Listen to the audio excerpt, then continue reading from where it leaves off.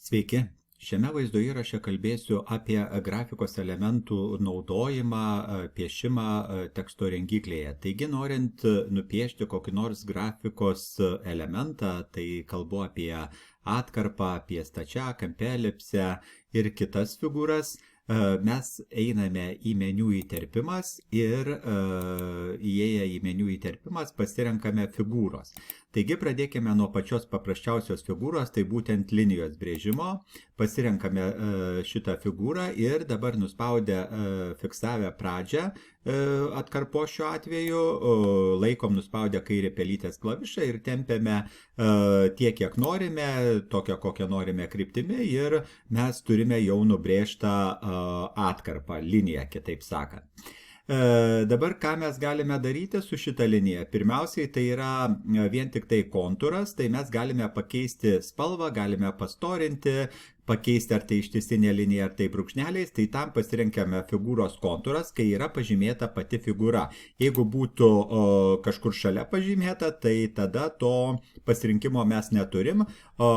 Kai užvedu pelytę ant figūros, sprakteliu pelytę, vėl atsiranda formatas, paskutinis meniu punktas. Ir jame yra figūros kontūras. Tai dabar čia paspaudus mes galime rinkti spalvą, iš čia kurią norime, sakykime, tą spalvą galime pasirinkti. Taip pat prie figūros kontūro taip pat galite pasirinkti storį, jeigu norite, kad būtų ta linija storesnė, pasirenkame storesnę. Taip pat mes galime pasirinkti, kad būtų ne ištisinė, bet būtų kokia nors punktyrinė ar dar kažkokia ta linija. Vėlgi viskas tas pats galioja, pasirenkame ir turime. Na ir dar vienas dalykas, tai mes galime padaryti tą atkarpą, padaryti rodyklę. Mes galime pasirinkti vieną pusę, į kitą pusę, į abi pusės pasirinkti tą užpildą rodyklės, padaryti, kad jis būtų užpildytas, kad jis būtų neužpildytas, kad pradžioje būtų kažkoks taškelis ar rombelis, tai čia jau vėlgi galite pasirinkti įvairių variantų ir šiuo atveju aš pasirinksiu paprasčiausią liniją. Na ir kai jau turime susitvarkę, kartais atsitinka tokių dalykų, kad reikia dar tokios pat, tai Ctrl+C pažymėtas dabar yra, va tie skrituliukai rodo, kad yra pažymėtas objektas, figūra, tai objektas galime sakyti ir objektas pažymėtas, Ctrl+C kopijuojam, Ctrl+V įklijuojam. Turime dar sykį Ctrl+V, dar įklijavom ir tų figūrų yra daug. Galime pasinešioti iš vienos vietos į kitą, galime užėjus ant to skrituliuko ir nuspaudus kairį pelytės klavišą keisti ilgį, kryptį tos atkarpos, šiuo atveju rodyklės, nes turime rodyklę. Tai tokiu būdu mes galime formatuoti tą nubrėžtą objektą arba šiuo atveju liniją, kuri jau yra paversta į rodyklę.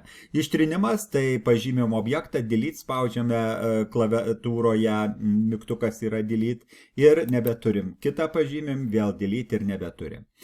Analogiškai brėžiame ir kitas figūras, pasirenkame vėl įterpimas, pasirenkame figūros, na ir ką norime, stačiakampis, apskritimas arba ovalas, su apvalintais kampais, trikampis ir taip toliau. Pasiimsiu aš dabar stačiakampį ir vėlgi nuspaudžiu kairį pelytės klavišą, laikau nuspaudęs ir brėžiu į apatinį dešinį šoną ir tokiu būdu nubrėžiu stačiakampį.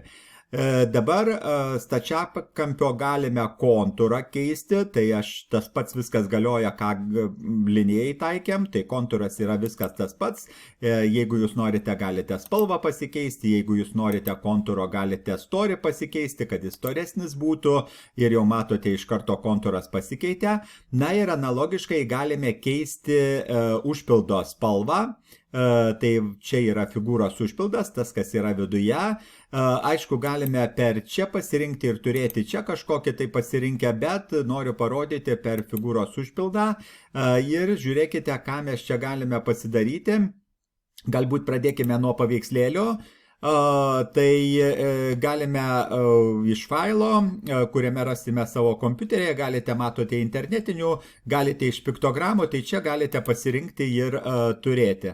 Na ir dabar aš pabandysiu susirasti pas save, bet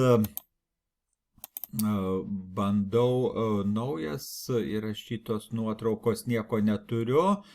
kad turėčiau paveikslėlių, tai tada atšauksiu ir tada padarysiu internetiniai paveikslėliai ir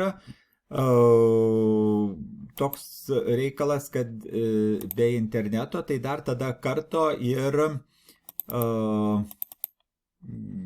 čia neturiu, atsiprašau už niuansus ir prie atsiųstų. Nu, va čia buvo kažkokia diagrama, va čia turiu paveikslėlę, eglutė dirbtinio intelekto sukurta.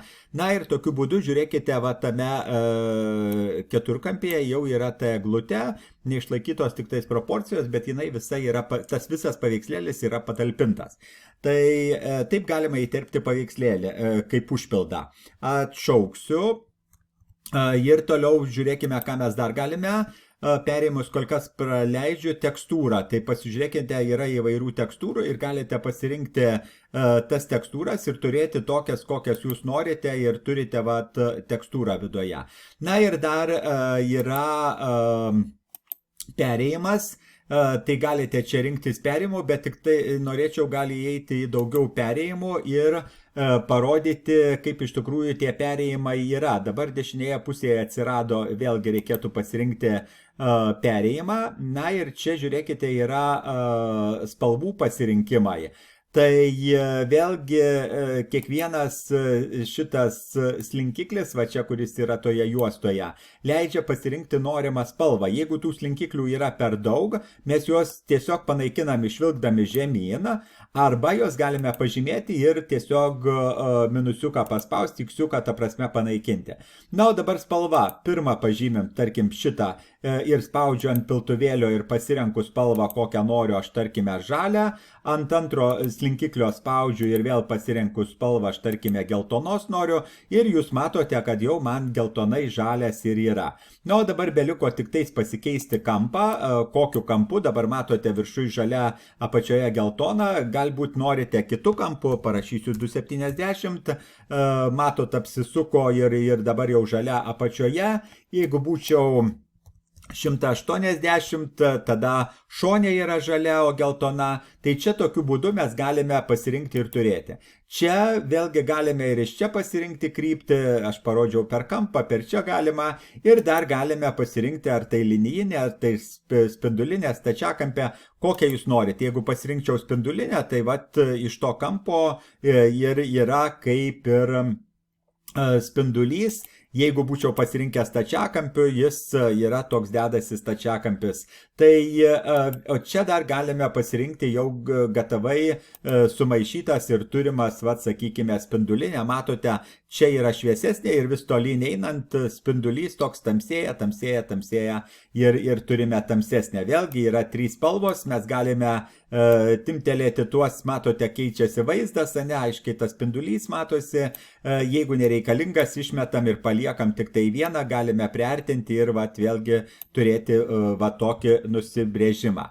Tai kontūras ir užpildas. Na ir dar yra, jeigu matote, iš viso be užpildo galime pasirinkti, tai būtų tik tai kontūras palieka, vientisas užpildas, tai viena spalva mes galime iš čia pasirinkti, arba jūs jau ten pirmą rodžiau, kur pasirinkti, tai nesvarbu, arba per čia renkatės, arba per čia renkatės, vienas ir tas pats.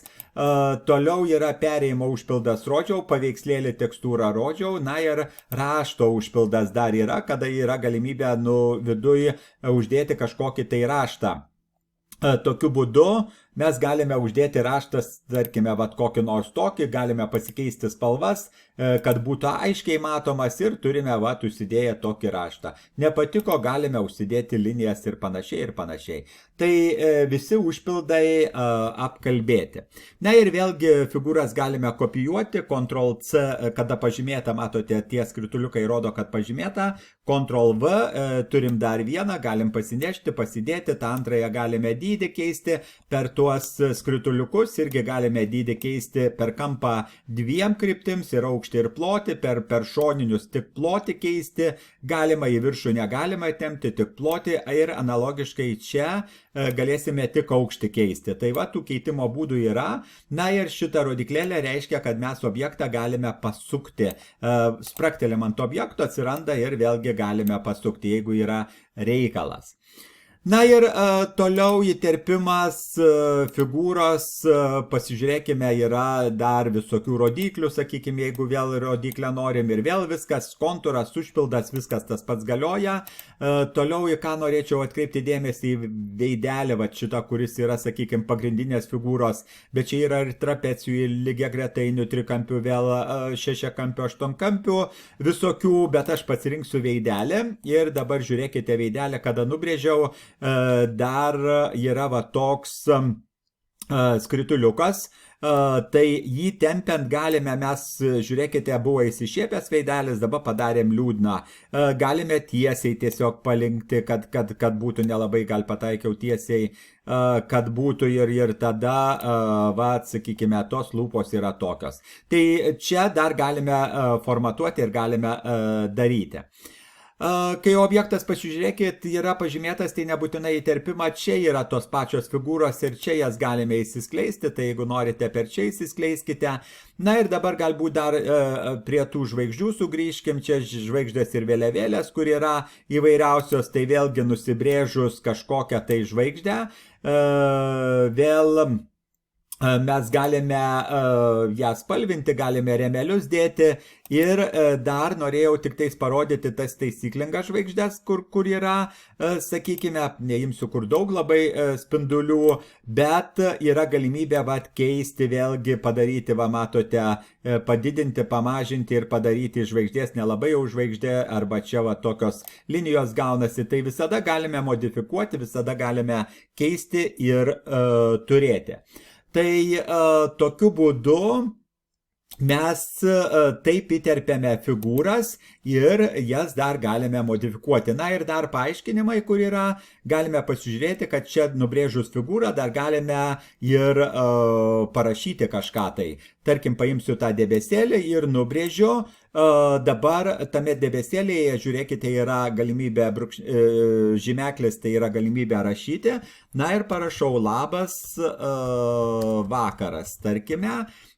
Ir tokiu būdu aš jau turiu tekstą. Na, o šitą odegėlę, kad būtų kalbama lyg tai tas veidelis kalbėtų, tai aš tiesiog pagaunu nuspaudęs kairį pelytės klavišą ir atitempiu. Aišku, reikėtų dabar pakeisti galbūt figūros užpildo spalvą, kad jinai būtų kažkokia kita, kad tiksliai matytus, kad čia kalba tas debesėlis. Jeigu norim, galim keisti dydį to debesėlio, aišku, galime ir pačio šrifto dydį keisti, tai čia jau pagrindinis grįžta. Galite dydį pasikeisti, galite pasikeisti šriftą ir taip toliau, ir taip toliau. Visą šitą ne tik pačius objektus formatuoti, bet galite formatuoti ir tekstą. Tai taip yra nubrėžiamos figūros, ir tų figūrų tikrai yra daug ir galime rinktis įvairių ir jas turėti. Galbūt dar kažkurią tai rodiklę nubrėšiu ir atkreipkim dėmesį, kad yra netgi du šitie, kurie leidžia transformuoti tą figūrą. Tai šitas apskritimiukas, skrituliukas leidžia smaigalį figūras keisti, jį padaryti trumpesnį, jį padaryti ilgesnį. Na, o šitas skrituliukas leidžia pakeisti šitą rodiklės, tos linijos storį. Tai galim pastorinti, galim paploninti, galim iki maksimumo va tokią padaryti. Tai tokiu būdu čia yra galimybė pakeisti ir turėti tokias figūras. Tai šiame vaizdo įraše tiek, o kitame įraše pakalbėsiu, kaip grupuoti ir kaip sugrupavus išgrupuoti reikalui esant ir turėti kažkokį tai piešinuką. Tai šiam kartui tiek.